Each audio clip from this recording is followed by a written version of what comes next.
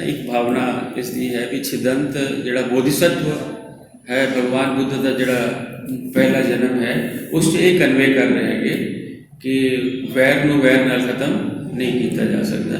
और ठीक है मैं त्याग करदा आया है ना, इनू बुद्धिज़्म विच कहंदे ने दान पारमिता भी ठीक है मैं दान किया है ना, उस वास्ते जो भी सैक्रीफाइस करना है वो मैं करांगा।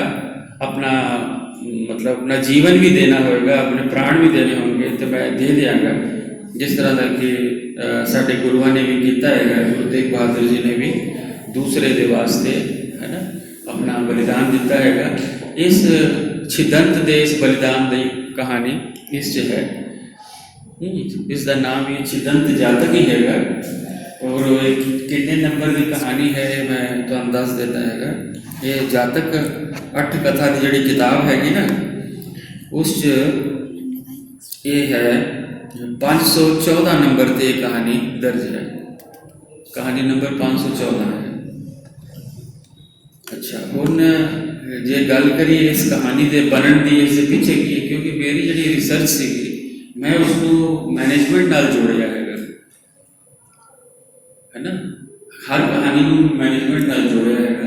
और ये जी कहानी तुहानूं मैं सुनाई हैगी ये एक पोर्शन है, माने पूरी कहानी जातक 8 कथा विच छिदंत जातक जी कहानी है उसका ये एक पोर्शन है। जिहड़ा फर्स्ट पोर्शन है जिसनों लिखा गया है वर्तमान कथा है ना। वर्तमान कथा केड़ी है वो भी मैं तुहानूं दस देना भी ये अतीत कथा किस तरह बनी। अतीत कथा ये हर अतीत कथा एक वर्तमान कथा तो निकल के आती है। वर्तमान कथा में एक प्रॉब्लम होती है जिसनों अतीत कथा सॉल्व करती है। मेरा ये मानना हैगा कि हर अतीत कथा एक मैनेजमेंट की स्टोरी है। उस स्टोरी के राही मैनेजमेंट की एक टेक्नीक दसी जा रही है। मैं इस कहानी पर गौर कर रहा कि यदि वर्तमान कथा में की है सिचुएशन। श्रावस्ती नगर की कोई युवती है, कुमारी है, ब्याह नहीं हुआ हैगा, कुमारी है जिसका वैराग्य हो गया है, जो मतलब इस दुनिया तो दूर रहना चाहती है ना। वो भगवान बुद्ध का जड़ा विहार सीगा जेतवन विहार वो श्रावस्ती सिटी के नज़दीक सीगा। मैं सारी चीज़ां बैकग्राउंड दसना चाहता सी पर हुण बैकग्राउंड मतलब राउंड पहला ना दस के तुहानूं इस जगह पर जोड़ रहे हैं भी एक कहानी उस तरीके नाल बनी। ये अतीत कथा किस तरह बनी क्योंकि जेतवन जड़ा सिटी है उसके नज़दीक होता सी जेतवन विहार। विहार समझते हो ना, मोनेस्ट्री जिथे सारे भगवान बुद्ध के भिक्षु अस्थवीर सब रहते सीगे। भगवान बुद्ध भी उत्थे रहते सीगे। हुण मोनेस्ट्री का एक नियम होता सी कि जड़ा भिक्षु है वो साधना करेगा, सिटी जाएगा एक बार भिक्षाटन वास्ते यानी भीख मंगन एक बार जाएगा और दिन से एक टाइम ही जो उसको मिल जाएगा वो ही खा के संतुष्ट रहेगा। उस तो बाद सारा वक्त जो है वो साधना से लगाएगा। हर शाम करीब बुद्ध बैठते थे धर्म सभा करते थे, उससे सारे भिक्षु आ जाते थे और उससे भगवान अपना उपदेश करते थे। ठीक है, उस उपदेश के दौरान कोई अगर इस तरह की प्रॉब्लम आती सी तो उसका सोल्यूशन दसते थे। कई बार बंदे बाहरों भी आते थे है ना कि साड़ी ये प्रॉब्लम है तो भगवान उसका भी सोल्यूशन दसते थे। कई बार राजा महाराजा भी आते थे है ना, कई बार आम आदमी भी सब्जी भाजी बेचने वाले भी आ जाते थे। बिल्कुल पब्लिक यानी फ्रेंडली सीगे। उन्होंने जड़ा विहार से जिस तरह थोड़ा डिपार्टमेंट फ्रेंडली है उस तरह ही वो विहार फ्रेंडली सीगा। लोग आते जाते सी भगवान नाल गलबात करते सीगे, गाइडेंस लेंदे सी। हुण उस कहानी आती है वर्तमान कथा कि ये जड़ी कुमारी है इसने भिक्षुणी बन गई। भिक्षुणी बन के शाम को वचन सुन रही है, भगवान के वचन सुन रही है और उसके मन च ख्याल आता है कि इन्ना ये तेजस्वी आदमी है ना, कि मैं कदी इस नाल कदी भी मेरा कोई रिलेशन रहा है, उसके मन च ख्याल आता है। और उसनों एक ज्ञान पुरानी मैमरी उसके दिमाग च आ जाती है कि हाँ मैं एक बार इसकी वाइफ सीगी जदों ये हाथी के जन्म सीगा, छिदंत है ना, उस टाइम जी सुभद्रा सीगी, मैं सुभद्रा होंगी सी, इस तरह वो दिमाग से वो चीज़ आ गई। और फिर वह हादसा निकल गया कि वो बहुत खुश हुई कि मैं इन्ने ओजस्वी आदमी दे, इन्ने महापुरुष दे मैं कदी नाल रही हाँ, एसोसीएटेड सी कि मैं इस उसनों हादसा आया। फिर थोड़ी देर बाद वो ਉਹਨੂੰ ਇਹ ਚੀਜ਼ याद आ गई कि फिर ਇਹਦਾ मैं किस तरह ਇਹਦੇ ਜਿਹੜੇ ਦੰਦ ਹੈਗੇ ਇਹਦੇ ਤੇ मैं किस तरह जेलस हो के इसके दंद कटवा के इसਨੂੰ मरवा दिता, इस गल ते ਉਹਨੂੰ रोना आ गया। अच्छा इधर भगवान देख रहे हैं उसकी पोजीशन, हो रो मुस्कुरा दिता उन्होंने, उन्होंने मुस्कुराहट समझ रहे, स्माइल करता उन्होंने। तो जोड़े आस पास वास्तविक और भिक्षु पूछे से वो कहने लगे कि भगवान तुसी मुस्कुराए क्यों, इसके पीछे थोड़ी मुस्कुराहट का राज की है ना, what is the secret about, तुसी क्यों हसे है ना। फिर उन्होंने एक कहानी सुनाई, ये जी मैं तुम्हें सुना चुका अतीत कथा। हम सवाल ये पैदा होता है कि ये प्रॉब्लम की है। दो स्टोरीज है, एक बच्च लोग पूछ रहे हैं भगवान क्यों मुस्कुराए, और एक कहानी सुना देते है ना। तो इस मैनेजमेंट का की चीज़ हुई, कोई दस सकता है मैनेजमेंट की गल है। इस देखो ना, एक जिस तरह थोड़ी धर्म सभा लगी हुई है ना, कोई इधर उधर डोल रहा है, कोई हो रहा है ना, और मेरा हासा निकल जाए, कोई पूछे है ना, तो उसको कहो कि मैनेजरियल प्रॉब्लम किस तरह है, थोड़ा जहा इनडिसिप्लिन क्रिएट हो रहा है। भगवान बुद्ध देख रहे हैं भी एक पागल की तरह कभी हस रहा है, कभी रो रहा है, तो लोगों का ध्यान जड़ा है वो पूरा उन्होंने धर्म ना सुन करके उस पागल वाल चला जाएगा। ठीक है, it is a sort of indiscipline in the धर्म सभा, क्योंकि बहुत बारी कहानियाँ से चीज़ आती है कि बिल्कुल पिन ड्रॉप साइलेंस उन्होंने सभा पिन ड्रॉप साइलेंस होता से, और उस जगह उसको मैनेज करने वास्ते ये कहानी कही गई है। उन जन्म होया या नहीं होया इस दे बारे ते कोई ऑथेंटिक प्रूफ तो नहीं है कि भगवान बुद्ध पहला इस तरह के हाथी सीगे है ना, और ये जी भिक्षुणी है वो हथनी सीगी है ना। All this is just a managerial case study, but at the same time इस दा ऑब्जेक्टिव ये दसना है जोड़े भिक्षुओं जोड़े सुनने वाले ने सब ये दसना है कि बैर जड़ा है, ईर्ष्या जड़ी है वो माड़ी चीज़ होती है ना। यही कहना चाहिए ना भी ईर्ष्या खत्म नहीं होती। ठीक है, और आर्टिस्ट के मन से जो ये चीज़ आई होगी कि बहुत अच्छा ये वाला मैसेज है, उसनों वर्तमान कथा के बारे हो सकता है कुछ ना पता हो है ना। आर्टिस्ट को कोई जरूरी नहीं कि वर्तमान कथा बारे पता हो, आर्टिस्ट को सिर्फ इन्ना पता है कि भगवान बुद्ध जड़ा है एक जन्म च छिदंत हाथी बन के जन्म लिया उन्होंने, और इस तरह शिकारी ने उन्होंने जड़ा है प्राण भी ले ले, लेकिन छिदंत ने कोई नुकसान नहीं पहुँचाया, सिर्फ इसलिए कि उन्होंने जड़ा वस्त्र सीगे वो समुद्र जड़ा शिकारी सीगा वस्त्र जड़ा है वो चीवर सीगा। भगवान बुद्ध जड़े काशाय वस्त्र पहनते सीगे, उस वस्त्र से वो आया होया सी है ना, उस भेष बदल के वो ये काम कर रहे थे अपनी ईर्खा या जो भी उसका ऑर्डर है उसको फॉलो, उसको लाभ अपने पैसे वास्ते ही कर रहे थे ना। उसने बहुत इनाम दिता सुभद्रा ने है ना, और इस वास्ते वो उस लालच में काम कर रहे थे। He was a sort of murderer you can say है ना, लेकिन फिर भी उस चूँकि उसने इस तरह का सम्मान है ना, उस हाथी ने उस ड्रेस का सम्मान किया है। अर्थात यदा मैसेज की जाता है भिक्षुओं वास्ते कि ये जड़ा तुसी मेरे जेतवन विहार से जड़ा तुहानू ड्रेस दिता गया है उसकी अहमियत समझो है ना, उसका मैसेज उसकी अहमियत समझो। हम पुलिस वाला एक वर्दी पहनता है, वर्दी वास्ते ही कि उसका सारी रिस्पेक्ट है ना। आर्मी की जी वर्दी है उसकी रिस्पैक्ट हैगी, आर्मी का जोड़ा लोगो है उसकी रिस्पैक्ट हैगी, बंदा तो वही हैगा लेकिन दैट ड्रेस इज रिस्पैक्टेड। उस तरह ही उन्होंने इस कहानी तो मैसेज जो मैनू मेरी समझ आया कि भी तुहाडी जिहड़ी चीवर है उसका ये वैल्यू हैगी और ईर्ष्या नाल ईर्ष्या खत्म नहीं हो सकती हैगी। तो सुध सोम जिहड़ा है, सुध सोम नां दी कोई भी कहानी मैनू 547 विच नहीं मिली। हाँ, चुल सुध सोम जातक है, उस तो बाद महा सुध सोम जातक है। चुल सुध सोम जातक 525 नंबर ते है तो महा सुध सोम जातक 537 नंबर ते है।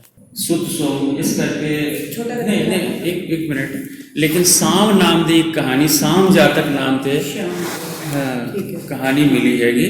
सुध सोम जातक इन केव 17 is an extensive composition in many features.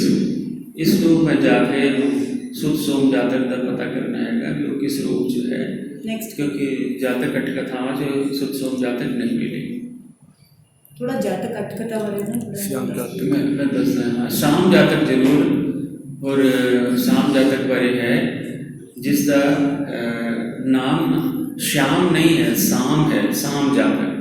Whether it is the same story और नॉट, जिस तरह श्यामा दिता है ना, SYA एस देता है SAMA, शाम, शाम जातक के रूप में कहानी आई है ना।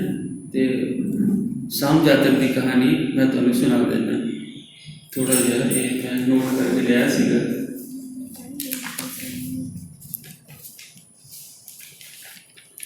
अच्छा, तुसी मैडम की कह रही थी जातक अठ कथा बारे कुछ दसा। क्योंकि अगर एक ओवरऑल पिक्चर में जाए ना, देखो ये ਜਿਹੜੀਆਂ ਲਿਖੀਆਂ ਸੀ ਨਾ ਸਟੋਰੀਜ਼ ਬੇਟੇ, ਇਹ ਸਾਰੀਆਂ ਪਾਲੀ ਲੈਂਗੁਏਜ ਵਿੱਚ ਸੀਗੀਆਂ। ਇਹਨਾਂ ਨੂੰ ਟਰਾਂਸਲੇਟ ਕਰਦੇ ਆ ਤਾਂ ਸਾਨੂੰ ਸਮਝ ਆਉਂਦਾ ਕਿ ਅਸੀਂ ਕੀ ਇਹਦੇ ਅੰਦਰ ਦਰਸਾਇਆ ਗਿਆ। ਤੇ ਇਹ ਸਟੋਰੀਜ਼ ਨੂੰ ਜਦੋਂ ਇਹਨਾਂ ਨੇ ਟਰਾਂਸਲੇਟ ਕੀਤਾ ਉਹਦੀ ਹੁਣ ਇੰਟਰਪ੍ਰੀਟੇਸ਼ਨ ਸਰ ਦੇ ਰਹੇ ਆ ਤੁਹਾਨੂੰ। ਤੇ ਇਹ ਕੁਝ ਤੇ ਕੰਮ ਕੀਤਾ ਹੀ ਹੋਇਆ, ਲੇਕਿਨ ਨਹੀਂ ਮੈਂ ਦੱਸਦਾ ਇਹਦਾ ਜਿਹੜਾ ਜਾਤਕ ਅਠ ਕਥਾ ਹੈਗੀ ਨਾ, ਇਹ ਮਤਲਬ ਪਾਲੀ ਵਿੱਚ ਓਰੀਜਨਲੀ ਲਿਖੀਆਂ ਗਈਆਂ ਸੀ ਜਦੋਂ ਭਗਵਾਨ ਬੁੱਧ ਦਾ ਨਿਰਵਾਣ ਹੋ ਚੁੱਕਾ ਸੀਗਾ, है ना, वो गुजर चुके ਸੀਗੇ। उस तो बाद प्रथम संगीति हुई, उस सारे भिक्षु इकट्ठे होए, ठीक है। मतलब उस तो पहला की होंदा सी, सब ओरल ट्रेडिशन सीगा, तुझे पता है ना, ओरल ट्रेडिशन, वर्बल ट्रेडिशन, जिस तरह गुरु अपने शिष्य को दसदा है फिर गां आगे फैलदे है, इस तरीके नाल वो ट्रेडिशन चलता सी। फिर भगवान बुद्ध की डेथ तो बाद ਜਿਹੜੇ भिक्षु ਸੀਗੇ, ਅਸਥਵੀਰ ਸੀਗੇ और ਜਿਹੜੇ विद्वान लोग सीगे, उन्होंने ये तय किया कि इसनों रिटन फॉर्म च रखा जाए। फिर ये पाली फॉर्म च, पाली लैंग्वेज में लिखिया गई कहानियाँ, है ना। पर जोड़ा पाली का टेक्स्ट सीगा वो कहते भी नालंदा जदों जला दिता गया, नालंदा तो तुहानूं पता है ना, नालंदा महाविहार होंदा सी बिहार में, in the state of Bihar, बहुत बड़ा एक यूनिवर्सिटी होती सी नालंदा।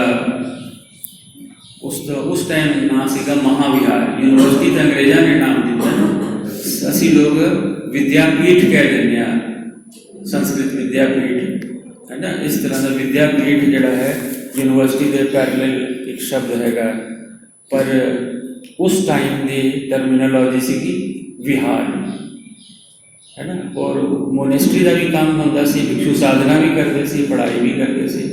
और महाविहार जोड़ा होंदा सी वो माने बहुत एक्सपेंशन है उसका, बहुत वड्डी, जिस तरह कहते हैं यूनिवर्सिटी, उस तरीके का सीगा वो।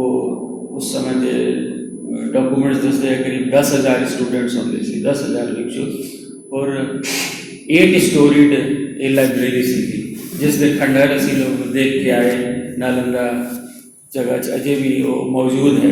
खंडहर बाद खुदाई हुई होएगी तो दसते है कि जदों बख्तियार खिलजी आया से उदों ये लाइब्रेरी जला दी गई सी, और उस बड़े इंपॉर्टेंट जोड़े डॉक्यूमेंट सीगे वो सड़ के सुहा हो गए सी। क्योंकि बाय दैट टाइम तो पता है भी बुद्धिज्म जोड़ा है बहुत देशों तक जा चुका है। अशोक के टाइम, सम्राट अशोक का नाम तो सुनिया है ना, मगध का जोड़ा मगध अंपायर सीगा, उसका जोड़ा राजा सीगा सम्राट, उस दे वेले उसने अपने बेटे और बेटी दोनों श्रीलंका भेजिਆ ਸੀਗਾ ਸਿੰਗਲ ਬੁੱਧ ਧਰਮ ਦੇ ਪ੍ਰਚਾਰ ਵਾਸਤੇ।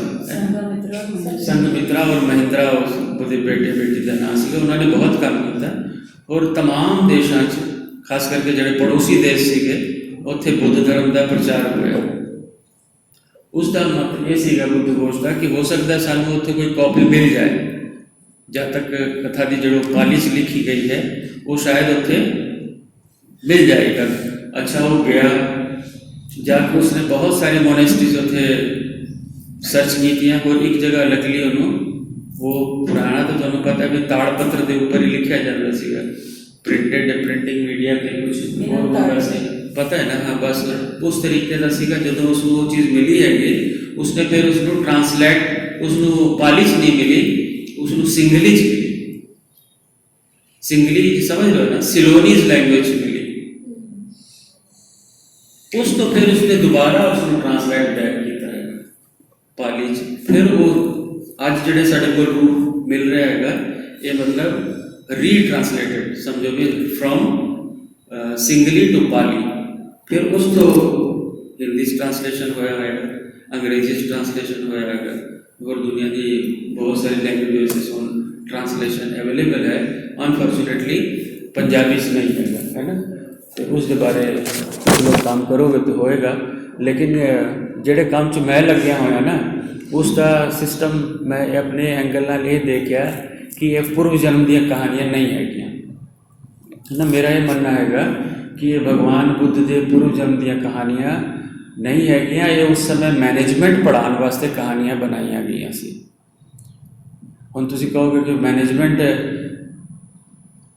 क्यों पढ़ाया जाता सी की लोड़ सी धर्म के नाल मैनेजमेंट का की मतलब से है ना। तुसीं तो मोनेस्ट्री भिक्षु बन गए तो मैनेजमेंट का की लेकिन तुसीं आप सोच के देखो कि मैनेजमेंट का सानू फैमिली भी लोड़ पैंदी है। अपना मैनेजमेंट करने वास्ते ही लोड़ पैंदी है। सवेरे कितने बजे उठना है कदों चाह पीनी है कदों स्कूल जाना है कदों की काम करना है। एक टाइम मैनेजमेंट की लोड़ है अपने जीवन के हर चीज़ की लोड़ है उस हिसाब नाल मैनेजमेंट होता है। परिवार से मातावां भैन मैनेजमेंट कर दिया किचन का बाहर हॉस्पिटल हो गए स्कूल हो गए एवरीवेयर मैनेजमेंट इज रिक्वायर्ड। अगर भिक्षु ही है साधना ही करता है तो भी तो एक टाइम है भाई धर्म सभा 5 बजे होएगी तो 5 बजे साहब ने वापस आ जाना है भिक्षा मांग के वो भी तो मैनेजमेंट से लगता है इन्ने बंदे रहेंगे। सपोज करो 10,000 भिक्षु रहेगा कितने नहाएगा कितने खाएगा है ना कितने टॉयलेट जाएगा वो सब भी तो मैनेजमेंट करना पड़ेगा। So management is required everywhere. इस करके मैनेजमेंट की शिक्षा देने वास्ते ये चीज़ां दसिया गई सी कहानी के रूप च। ठीक है कहानी किसी को दसोगे जिस तरह से वो ईजिली अंडरस्टैंडेबल हो जाता है आसानी नाल समझा जाता है। अज असी अपने मैनेजमेंट कॉलेजेस भी केस स्टडी दसते हैं फर्ज करो तुसी ऑर्गेनाइजेशनल बिहेवियर पढ़ा रहे हो बच्चे को तो तुसी दसते हो इंडस्ट्री में भी इस तरह 4 बंदे है एक का ये बिहेवियर है दूसरे का ये बिहेवियर है इन्ने बजे पहुँचना है इस तरीके नाल उसका परफॉर्मेंस लिखी जाएगी उस ये क्वालिटीज़ होनी चाहिए इन्नी एफिशिएंसी होनी चाहिए। All these are the terms which are explained with the help of case study. तो मैं इस जो केस स्टडीज़ कट के दिखाइया भी है देखो ये अतीत कथा जी हैगी ये केस स्टडी है। हुण वर्तमान कथा का जरा तुहानूं हुणे मैं दसी छिदंत जातक का एक मैनेज करना है एक धर्म सभा चल रही है उस इस तरह का इनडिसिप्लिन होया उसको मैनेज कर लिया भगवान बुद्ध ने फिर सब का ध्यान अपने वाल खिंच लिया है ना। प्लस मैसेज भी दे दिता भी बैर दे नाल बैर खत्म नहीं होएगा इसका मैसेज भी दे दिता है ना। सो मैं अगली कहानी ते